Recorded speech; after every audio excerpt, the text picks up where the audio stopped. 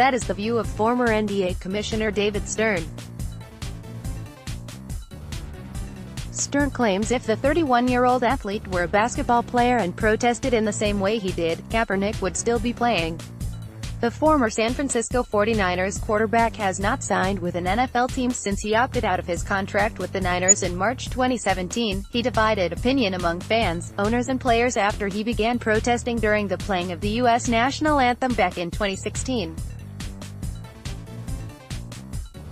It's different for the NBA, which has made a priority of letting players promote and express themselves. David Stern. Kaepernick began kneeling when the Star-Spangled Banner was played, as a means to draw attention to racial injustice across America.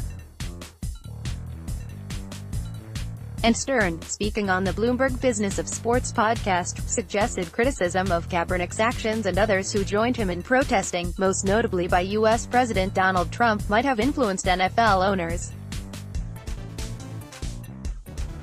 He believes Kaepernick should have been suspended by the NFL when he first began kneeling, and if he had been, his career would have continued. In 2017, Kaepernick decided to opt out of an additional year with the 49ers and chose to test the free market but has not played since. Colin Kaepernick would still be playing if he had been in the NBA, claims David Stern. Image, Getty/Instagram @Kaepernick7, David Stern was the fourth commissioner of the NBA. Image, Getty. Stern, who was the fourth commissioner of the NBA, oversaw an anthem scandal of his own in the NBA during his 30 years in charge. The NBA's anthem policy, which is still in force, requires players to stand. However, in the mid-1990s, Denver Nuggets guard Mahmoud Abdul-Rauf challenged this policy when he refused to come out of the locker room for the anthem. Abdul-Rauf claimed he felt it was a symbol of oppression. Stern fined Abdul-Rauf and suspended him for a game, before going on to reach an agreement with the player, which allowed him to stand for the anthem with his head bowed in prayer. It's different for the National Basketball Association, which has made a priority of letting players promote and express themselves, Stern said, as we were digging out of a terrible hole for us, in the late 70s and 80s, when there was a fair amount of racism exhibited about players, we felt as a matter of policy we had to promote our players and show that they were real people, he said during the podcast, which will air on February 18, and it worked. Denver Nuggets Mahmoud Abdul-Rauf with his head bowed in prayer during the national anthem. Image, Getty. In the wake of NFL player protests during the national anthem, the league approved a new policy for player conduct. As it currently stands, players, coaches and personnel who on the field are required to stand when the anthem is played, they face a fine and disciplinary action.